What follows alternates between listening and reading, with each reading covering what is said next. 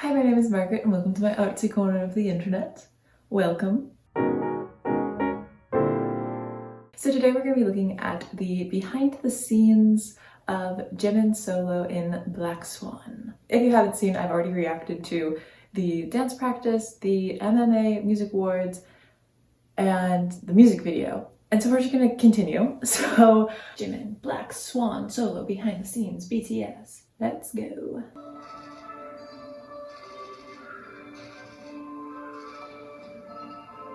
Ooh, that's a really nice line. Oh, he disappeared. There's that jump from the music video.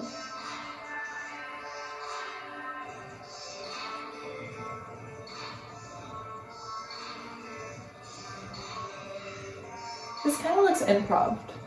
I wonder if he's good at faking improving or if he's actually improving right now.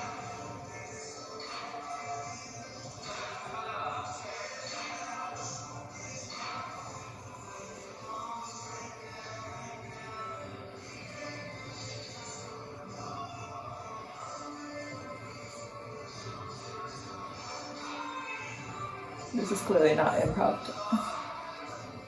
I also remember this from the video. Oh, he's in black. Okay, getting ready to shoot after changing his outfit. A little quick change. We love a little quick change.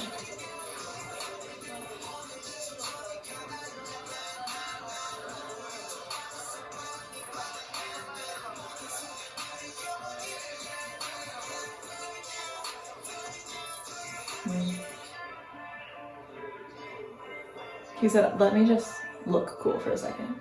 No dancing necessary. Camera rehearsal. Interesting.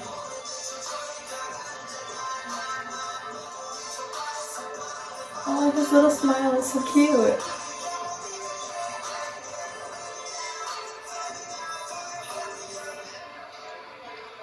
Physically demanding, yeah. Ups and downs. What? Apple, nobody wants you. Water break. That's important. Hydrate or dihydrate, my friends. No Black Swan. Solo shoot. Okay, so they're actually filming here.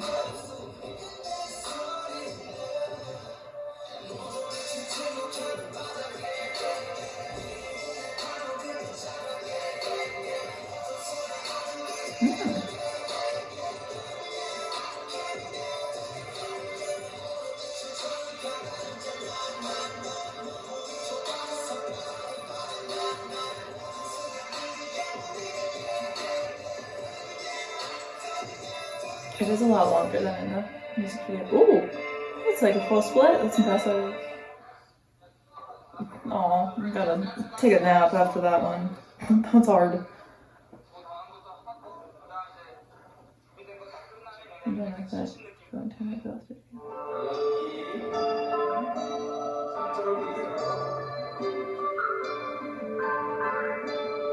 I bet that feels so good after dancing so intensely to just like collapse and roll around on the ground.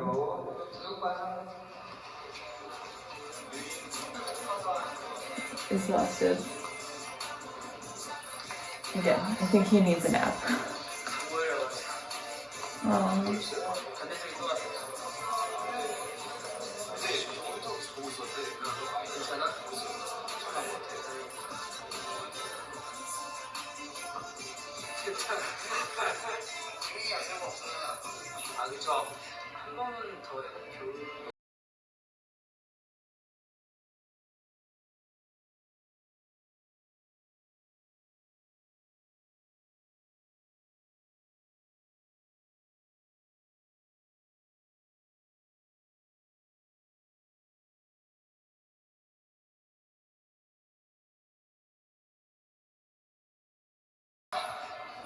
He's completely drained. I can imagine. I like being able to see kind of like literally the behind the scenes, but how much is involved in just like those like little mini shots. Because in The first little section that we saw, you see the little jump that he does in the music video. And in the music video, it's like half a second. But to see everything that had to come into fruition just to have that half-second clip in the music video, it just puts into perspective how much is put into all of their art. To just even get such a short, simple clip, so much goes into it. And that didn't even go into hair and makeup and scouting a location and choreographing and rehearsing. You know, I felt a little stupid because he's in white and black. He's the white and black swan, which I don't know if I've spoken about this before, but in Swan Lake, there are two female leads, the white swan and the black swan, Odette and Odile, and they're played by the same ballerina, which is why it's kind of like a coveted role in ballet and just ballet history in general, because they're both really hard roles, but they're played by the same woman. I think it's also cool how Jimin is playing both white and black swan. It's kind of similar to the ballet, which again, I don't know if they like took inspiration from the ballet, but that is like a little similarity, which I think is cool.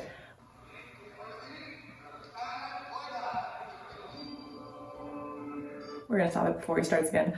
I like how in this part they didn't overlay the audio. So when you film a video, you have the audio that's just like from the camera that you're filming from or the microphone. And in like post-production, you can overlay. And so you just take a song and like put it over. And so when you take the song that's playing through the sound speakers in this theater, it gets that kind of like echoey, you feel like you're in the room, whereas halfway through the video, I think they switched to overlaying the music, or perhaps we're just closer to the speaker. And I really like how this one is not overlaid because you get the echoey kind of full picture of what it sounded like in the actual theater. And I just like it because it kind of shows how large and empty the space was that he was dancing in. So I think that's a nice little touch.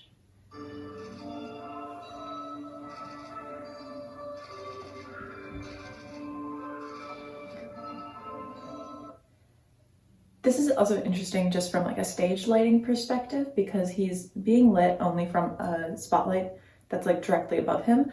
I think they call it a pin spot later in the video, which is, we'd probably just call this a spotlight on stage. I don't know. He's only being lit from the top, which means that there's a lot of shadows cast on his face. So when you're watching it from the front, when his head is down, he's almost completely in darkness until his head goes up. And so usually when we're lighting for like natural light on stage, we use something called McCandles. McCandles? I call it McCandleless, but that's not actually how to pronounce it. And basically it's two lights from 45-degree angles and then one from right behind or back. And that's how you get like a very 3D natural look. But there's obviously a lot of different reasons why we use lighting to create more artistic interpretations. And so I like how they kept all of the light coming straight down so that you can get this really shadowy look. And then as soon as he looks up, his whole face is open up to light, which I think is really nice. This also, I noticed this the first time, this moment right here, there's such a nice extension and it's such a simple movement, but you can tell that it feels there's like a string is on his elbow and it's being pulled because it's such a sustained and elongated line. I really like that part.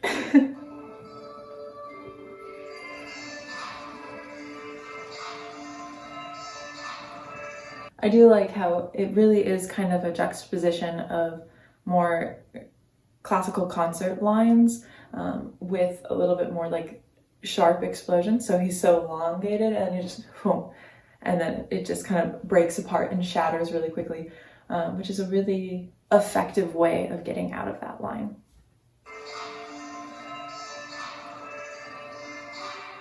I wish I could see that. There's that nice jump.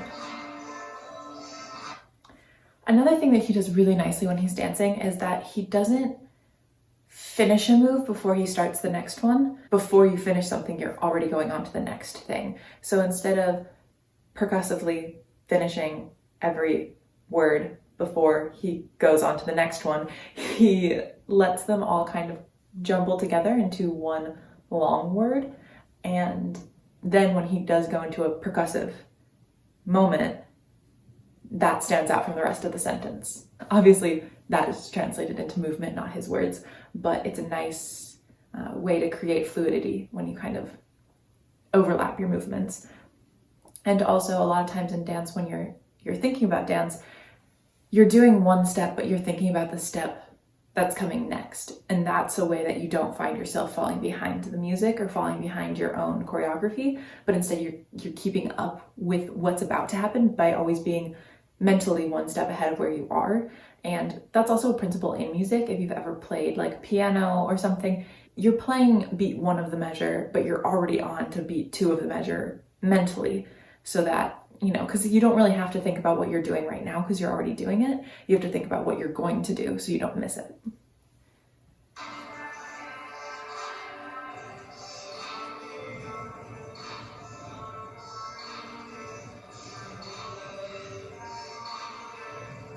I gotta say that this part felt a little bit more improv-y, and I think you can kind of see right when he comes out of here, after this,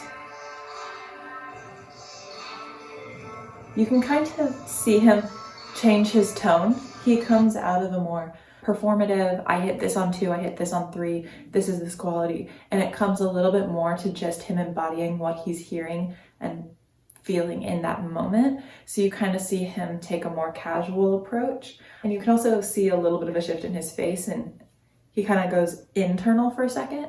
And that's not necessarily like he's not performing anymore. It's more like before it was so much about the movement and what he was doing, and then it took an internal moment to say, okay, but what am I feeling? What am I hearing? And then I can feel movement from there. And I don't know if that's like an intentional choreographed moment. I would say it's probably improv just from looking at it, but I don't know. It is actually very common for dances to kind of, especially solos, to go, here's a choreographed time, and then we'll kind of loosen up and do whatever we want, and then there's another choreographed section, and we often call these improvised scores. I've been a part of full like performative improvisation scores, so you're with like 10 different people and you're like, okay, we're gonna stand in a clump over here, and then slowly people are gonna start break away over here, and then you're gonna do something interactive with this sculpture, and then you're gonna come over here, but none of the actual moves are ever choreographed. So you don't know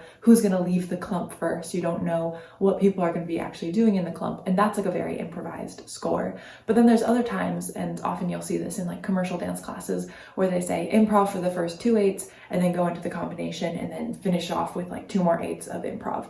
And that's also very common in auditions, so that they can kind of see your natural tendencies of moving, and then how you pick up choreography, and then your natural freestyle. And so I would assume that's kind of like the structure, that this part is choreographed because we have an idea of where this jump is going to be put into the music video, but then improv for the next couple 8s before we hit the next choreographed section, and maybe if something really good comes out of that improv, then we'll find a place for it in the music video. So that's what I imagine is happening, but I don't know because I wasn't there.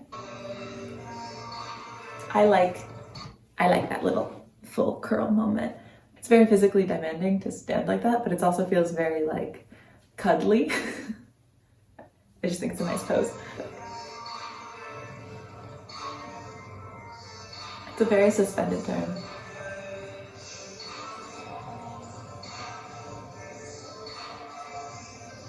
I also like how he has a very, it's something in more hip hop dances where they feel the rhythm of the music using their chest. So in house dancing, it's called a jack. Breakdancing and hip hop, they do a rock.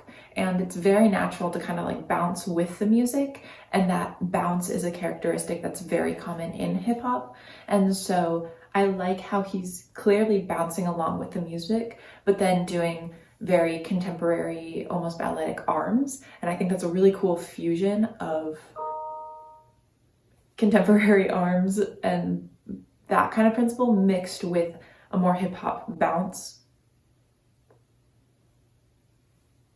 thing. Oftentimes in more balletic contemporary dances, you're keeping the tempo in your mind and then using that to help you move, where in hip-hop you're keeping the tempo with your body, not your mind, if that makes sense.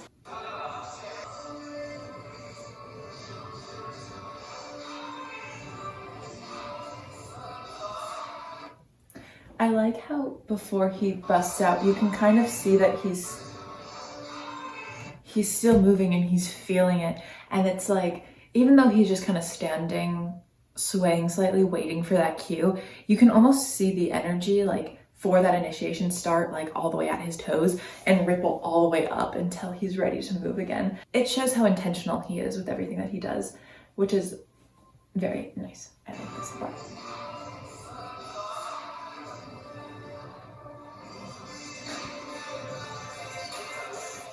I love it because I remember in the music video, he turns and he just drops out of frame and you're instantly brought into a different setting and a different shot. But I like how this one, it's just so like, okay, now I'm on the ground. I like being able to actually see where he went. I love it because when you actually see where he goes, when he drops out of frame, it's just so casual. It's like, yeah, I just did that. You know, like he could literally be watching TV and I'd be like, yeah, believable, but really he just did like a whole solo.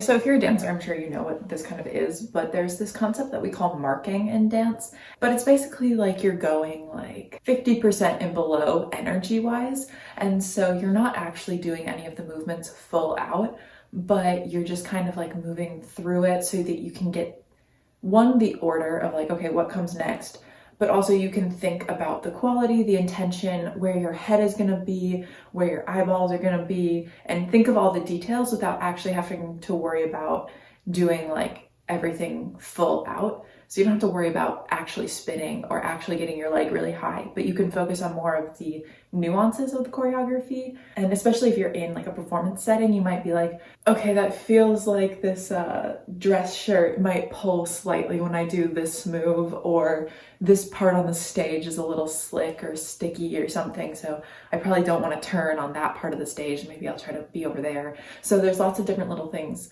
that you can think about when you're marking the material that you can't necessarily think about when you're going full out.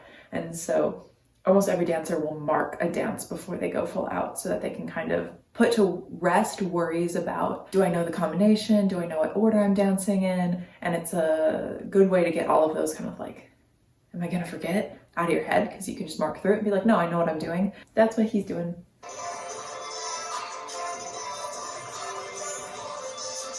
So I think that this is really interesting because right here it says that this is where the camera rehearsal starts. And I guess I didn't really realize that if you're doing a music video, you have to have a camera rehearsal. Behind the scenes is great because we get to see more dancing, but I think you also get to see so much more of like the full picture of what it takes to make like a music video, even like the little shots.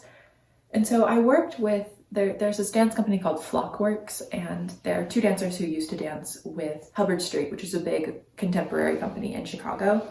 And I took a class with them and they had made some dance films over the course of like 2020, 2021. And they were talking about how sometimes they would just hire a videographer to come in and they kind of just trusted them, saying like, we like your artistic vision, just do whatever you want with this dance and make a cool video for us. But there was one time when they actually choreographed the videographer into the performance. And so during rehearsals, they had a dancer who was the cameraman, and he had a path that he would walk through the dance. And then when they got the videographer in, they taught him the choreography. And so the camera was actually a part of the dance. And I think even if the camera isn't like weaving in and out of dancers or whatever, the camera is still almost like a dance partner to the person who is dancing. And it's very different from, say, like a live performance, because in a live performance, if I'm sitting here, I have the same visual angle of the stage the whole time. And so it's up to the dancers and the choreographers to move around on the stage and give the stationary audience different views of the same piece without having the ability to change the stage or change the audience's placement. But when you have videography, like in music videos or dance films or something like that, you as the cameraman and the artistic director can change the angle that the audience is at and give them new perspectives without necessarily having to have the dancer change their perspective. What else was I gonna say? I had another thought. And also when you're performing on stage, there are so many little things you have to think about that aren't even necessarily your dancing or your performing. So you're like, okay, I have to perform, I have to have high energy, I have to hit these technical marks, and I have to do the choreography right and be on time with the other people if I'm not doing a solo. But then there's also so much more that you have to think about is, okay, I know that my costume might fall down if I do this. Oh my gosh, I was in a piece last semester and my pants kept on falling down. So I had to go through my dance and be like, where can I secretly re-zip the fly of my pants without the audience knowing? So you have to kind of think about your costuming, and then also he's on a stage right now, so they have stage lights on him. So he has to be like, okay, I have to be in the center of the spotlight, because if you come in, especially in live performance, and you're supposed to hit this beautiful jump or beautiful turn in a solo spotlight, the whole rest of the stage is dark. If you come in a little shy or a little over, you're out of the spotlight. And then all of a sudden the lighting designer is like, we couldn't see you at all, and it looked bad because you didn't hit your mark. And so not only do you have to think about technically hitting the moves correctly, but you also have to be on the correct part of the stage so that the lighting designer sees their vision. And then if you're in a music video, you also have to start thinking about the camera and what is the camera seeing right now. And obviously if you have a good videographer, the videographer will help to make sure that you're getting the right angles. But it's still up to you as a dancer to, if the camera's like, okay, we can't go past this point, we just can't get the camera over here because cable or whatever, I don't know, I'm not a video tech, but they might be like, you can't go past this certain mark, and if you go past that certain mark, then you're not going to be in the shot, and then you have to redo everything. When you see your favorite dancers doing amazing dance work, it's not just the performance and the technique and the dancing, it's also everything else that's going through their brain to make sure that this is a good performance.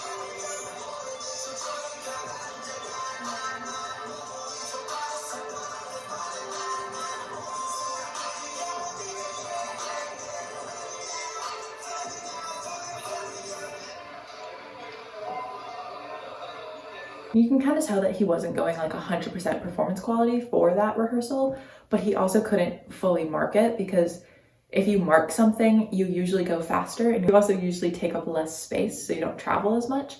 And so those are things that you can't really have happen when you're doing a camera rehearsal, because they need to actually know how far you're going to move, or how long something's going to take you.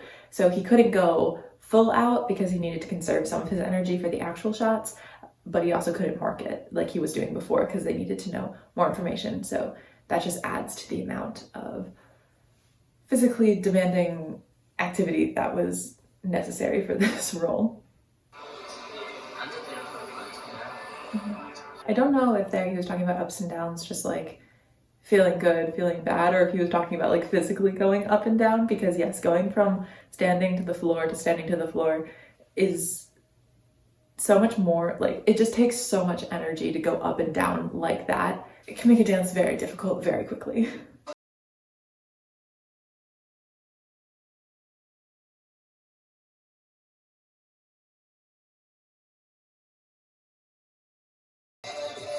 He really just throws himself on the ground, which is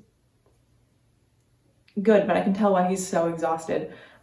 He really goes up and down with full force. There's no I'm gonna gently lower myself onto the floor. It's just I'm on the floor now, which again is something that once you build technique, especially floor work technique and strength, you can just drop to the floor a lot quicker, and it looks a lot more harsh, but I can almost guarantee that he's not actually just slamming his body into the ground, because if he were doing that, he could maybe do the solo once, maybe twice. So you can tell, because just the amount of times that he's done this solo and the amount of times he's practiced and everything, he's going in and out of the floor with good technique.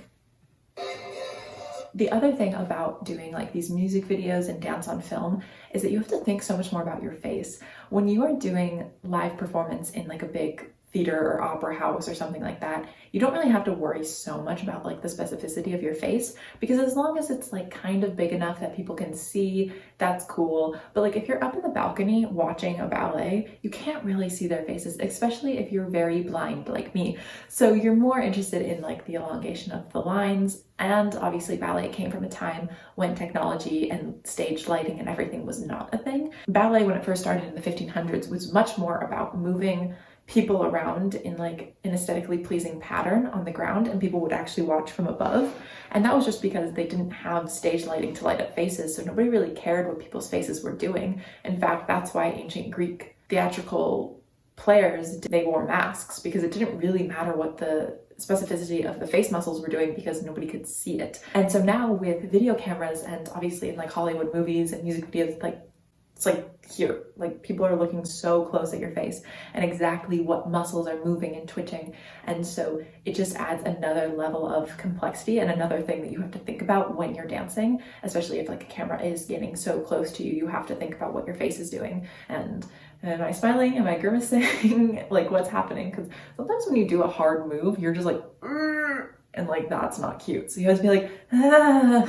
A lot of this is very contemporary movement. And then right here, he does a little sweep to the floor, which is kind of like a coffee grinder, which derives more from like a breakdancing hip hop background. So it's kind of fun to see which of the floor work movements come from a more concert dance relationship with the floor, and which ones come from a more hip hop relationship with the floor. There's a little bit more hip hop. I think also he has this, so if this is the ground, this is his hand. Is there a better way? Can you see my hand? This is like a little tented hand position. This is the technique that they use in breakdancing, and it gives you like a little bit more elevation when you're on the ground so that you can do more of like the footwork that happens there. Whereas in pretty much all contemporary modern, if you do your hand, you're going to have this kind of hand placement. Both of them can be used for different reasons.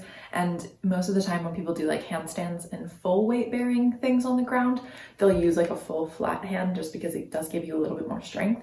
But for quick footwork where your feet are just like flying around, a lot of breakdancers will use that tented to give them a little bit more height.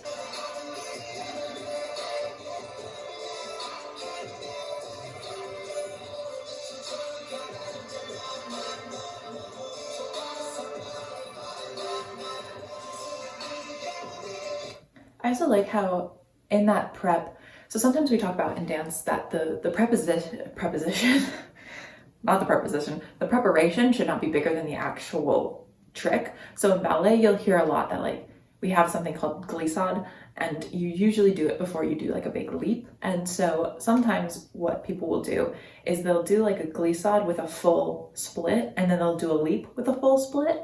And what that does is that it makes the leap look less impressive because you just did a preparation step that was bigger than the actual trick.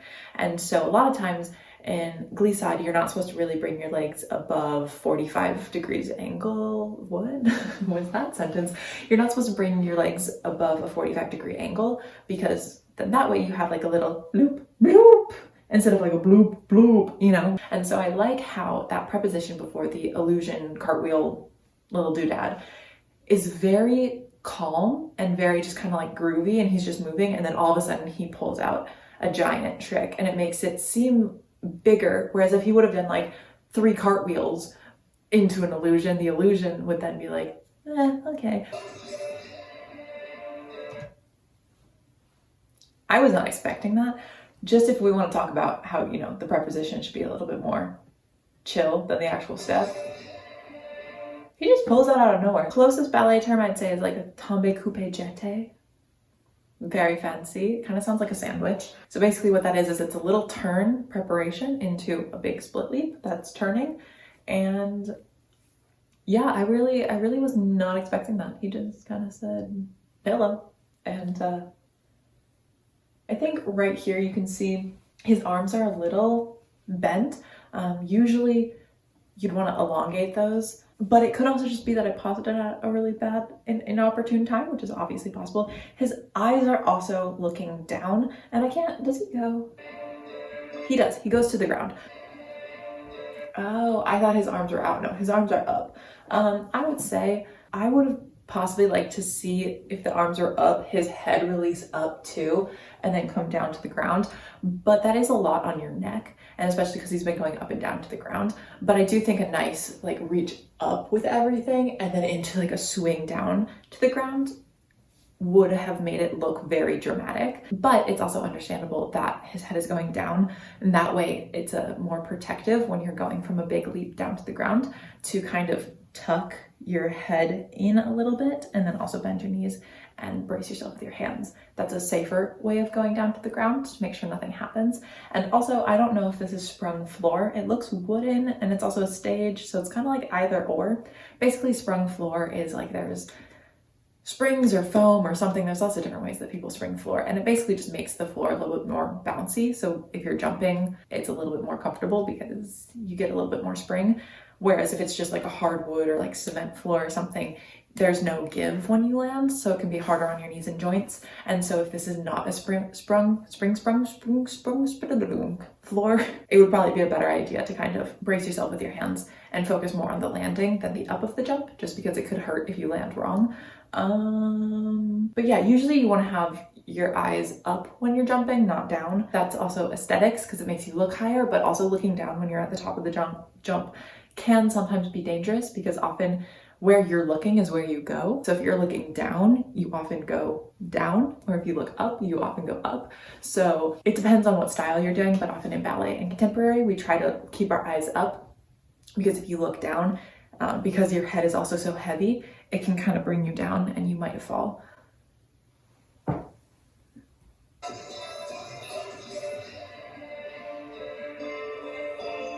Ooh, I understand what he says by ups and downs now. I didn't notice the first time. He's going up and then back down and then up and then back down. And trying to conserve your momentum when going up and down so much is a lot. So you have to like you know how it's like if you are in a car and you just keep on driving, you can like coast on neutral for a while if you're going flat. But as soon as you kind of get to like a hilly place where you're going up and down, you have to like exert a lot more energy to come up, and then you can kind of fall down and you have to, you know, step on the gas again, and then you let up and then gas again. That's kind of the similar way. It's like it's harder to keep momentum when you're going up and down so much. And so he has to press on the gas a bunch of times when he gets back up, which is another reason why this dance is probably very difficult. Also for that little guy, you can see that he gets a ton of height here. And that's because he's going back. It looks like he's going around the side, but he's almost going like full up and over backwards. And that's how he gets such nice hang time in the air. I feel that. This is the position that you go to whenever you just danced hard. It's the go-to. They kind of said go with an exhausted feel. There are some dances and some movements that just look so amazing when you are exhausted. And I can't remember what it was, but there was one dance where I was like, I just look so much better when I'm like dripping sweat and look exhausted. So I would do like 10 minutes of cardio before I did the dance because I thought it looked better when I was like, and so I think for this like last little moment, and I noticed it even in like the short clips in the music video, I was like, he looks exhausted, he looks like he's yearning, and then this collapse that he does after the tension looks so real, probably because it is real. And I think that like exhausted, I can't hold on any longer collapse, you can fake it, but then when you see somebody who's actually exhausted do it, you're like, you can't fake that. And same thing goes actually with marking, what we were kind of talking about. There's just some dances where like, if it doesn't look good and if you're like, oh, I feel really ugly doing this, try doing it like marking and it might look better.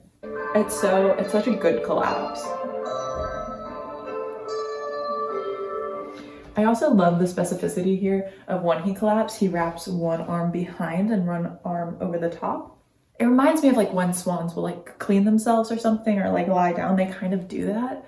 But I appreciate the specificity of he knows exactly where his body's supposed to be, and he didn't just say collapse and roll over. It was collapse and roll over, but I want this to be the exact arm position. And I think that's something I even missed in just like watching the music video once or twice, but seeing it, I'm like, oh, this is a very detail oriented, he knows exactly where he's supposed to be kind of dance. It wasn't just oh, I choreographed a solo and I kind of do it different every time and blah, blah, blah, and it's like, it's very purposeful. I only say that because a lot of times when I make solos, I'm just like, I'll do whatever happens. I don't need to be super specific. It's a solo, but finding that specificity in your dancing, even when you're dancing as a soloist, because soloists kind of have it easy. If you forget or bumble, you're just like, oh, well, I guess I just changed the choreography and the audience will never know because it's a solo.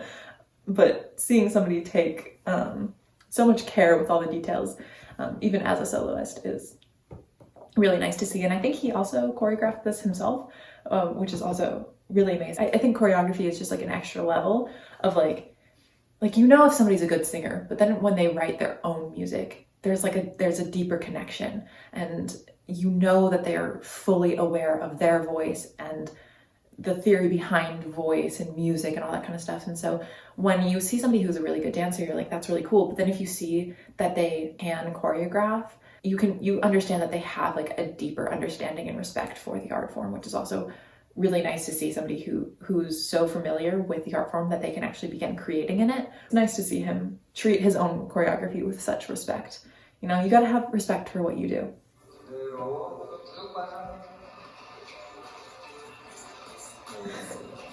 I can just imagine him lying here and they're like, okay, and zoom out, and he's like, please stop.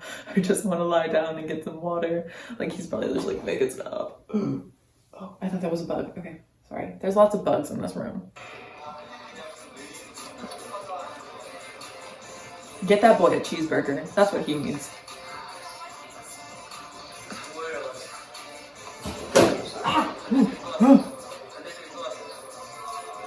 I hope he's not like actually pushing himself to the point of like injury, because that's not good, even in performance. Even if it's like, I just need to push through this one time for this music video, like I hope he's not pushing himself to the point of injuring himself. That's not good, and that's not worth it either.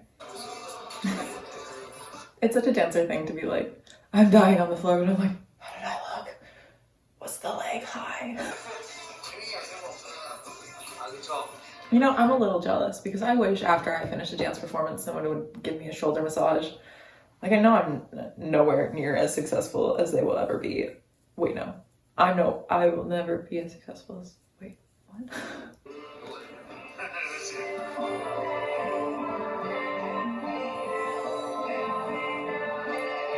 You know, I think that's one of the things, like, you always want to do it one more time to like make it perfect.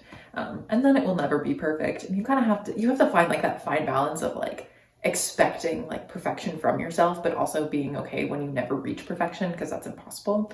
And I honestly think that like they probably got a couple shots in this last run that were like beautiful just because of the exhaustion. And as I was kind of saying, there are just sometimes like when you're exhausted and you move that it just looks so beautiful because of the exhaustion. Like, I'm sure if you took the first time he did this and they filmed it, it was probably very powerful, very like on the counts, it was fresh. And then by the last time, it probably looked incredibly different. Like, I think it's also important sometimes to do things when you're just like absolutely exhausted. You're like, I cannot do this again, but you do it again because you find ways of conserving energy of, okay, maybe this time I'm just gonna fling my leg around instead of trying to control it because I don't have the energy to control it. And then you find like a new quality, or you find that it's actually easier to do it that way. And like you find new things about the choreography when you do them in different states of exhaustion. And so I would love to see like a side by side of like the first shot that they got, and then like, I don't know how many times they actually shot it, but like the 10th time they shot it,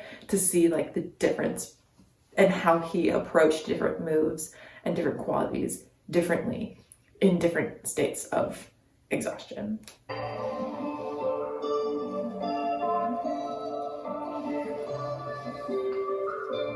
There's a difference between doing a step and then like embodying and believing and like being in the step.